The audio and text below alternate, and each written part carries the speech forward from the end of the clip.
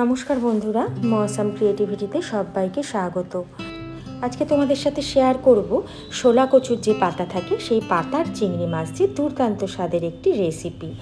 সবার রান্নার পদ্ধতি এক হয় না, তবে আমি আজকে যেভাবে কচুর শাকটি রান্না করে তোমাদেরকে দেখাবো, এইভাবে একবার রান্না করে দেখো। দুপুরের এক থালা ভাত কিন্তু একদম শেষ হয়ে যাবে, এত টেস্টি হয়। তো চলো রান্নাতে চলে যাই। দেখো, কচুর পাতাগুলো আমি খুব ভালো করে ধুয়ে নিয়ে এইভাবে কুচিয়ে নিয়েছি। তারপরে এটা একটু ভাপ দিয়ে নেব, তাই গরম জল বসিয়ে দিয়েছি একটি প্যানে। আর গরম জলের মধ্যে সামান্য লবণ দিয়ে আমি কচুর পাতাগুলো দিয়ে উপরে হলুদ দিয়ে ভালো করে মিশিয়ে দেব। কচুর পাতা একটু ভাপ দিয়ে নিলে ভালো হয়, তাহলে গলা ধরার ভয়টা কম থাকে। তারপরে দেখো, একবার একটু ফুট উঠে যাওয়ার সঙ্গে সঙ্গে তো আমি নামিয়ে দিয়েছি।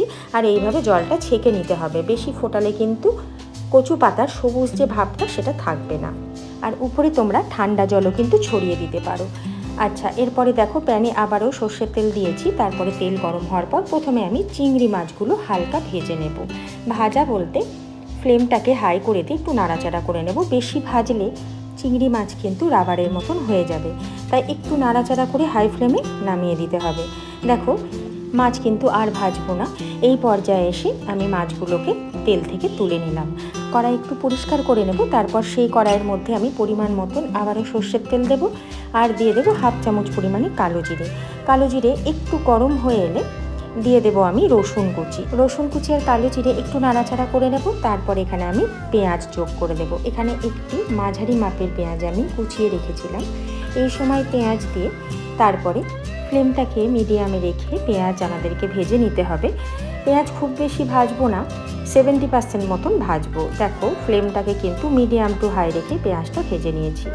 আর পেঁয়াজটা এই পর্যায়ে যখন থাকবে তখন আমি হাফ চামচ পরিমাণে লবণ, হাফ চামচ পরিমাণে হলুদ গুঁড়ো দিয়ে দেবো, হাফ চামচেরও কম কালারের জন্য লঙ্কার গুঁড়ো। তারপরে ফ্লেমটাকে মিডিয়ামে রেখে হালকা একটু নাড়াচাড়া করে নেব। আর দেখো, এই পর্যায়ে এসে আমি দিয়ে দেব যে পাতাগুলো আমি সেদ্ধ করে রেখেছিলাম সেই পাতার। দেখো বন্ধুরা, কচুর পাতাগুলো কিন্তু কতটা সবুজ হয়ে আছে এখনও। এরপরে খুব ভালো করে আমাদেরকে কিন্তু হাতে সময় নিয়ে ভালো করে মেশাতে হবে, কারণ এই কচুর পাতার মধ্যে যেন এতটুকু জল না থাকে, তাই যতক্ষণ না জল শুকাবে আমাদেরকে নাড়তে হবে। এই সময় আরেকটু আমি লবণ যোগ করব আর 4টে কাঁচা লঙ্কা। ঝালটা অবশ্যই তোমরা তোমাদের পছন্দ মতন দেবে, কারণ এই সব কচুর শাক বাটা এইসব একটু ঝালটা বেশি লাগে, তো ঝালটা তোমরা তোমাদের পছন্দ মতন দেবে। তো দেখো, এখানে আমি ভেজে রাখা চিংড়ি মাছ এই সময় যোগ করব। তারপরে আবারও খুব ভালো করে মিডিয়াম টু হাই ফ্লেমে রেখে খুব ভালো করে নাড়তে হবে ততক্ষণ যতক্ষণ না এই কচুর পাতার মধ্যে যে জলটা আছে সেটা একদম শুকিয়ে যায়। তাই খুব ভালো করে মিডিয়াম টু হাই ফ্লেমটা করে দিয়ে কিন্তু আমাদেরকে নাড়তে হবে হাতে সময় নিয়ে। আর দেখবে এইভাবে নাড়তে নাড়তে কিন্তু আস্তে আস্তে এই শাকের জল কিন্তু একদম শুকিয়ে আসবে। কচুর পাতা বা কচুর শাক যত ভালো করে নাড়বে ফ্লেম কমিয়ে, তত কিন্তু স্বাদ বাড়বে। তাই হাতে সময় নিয়ে রান্নাটা অবশ্যই করতে হবে। আর বন্ধুরা, আজকের রেসিপি ভালো লাগলে অবশ্যই চ্যানেলটিকে লাইক শেয়ার সাবস্ক্রাইব করতে একদম ভুলো না। আর বন্ধুদের সাথে অনেক অনেক শেয়ার করো।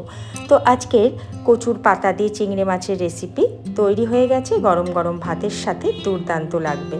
তাহলে বাড়িতে একবার অবশ্যই কচুর পাতা দিয়ে চিংড়ি মাছ এভাবে রান্না করে দেখো।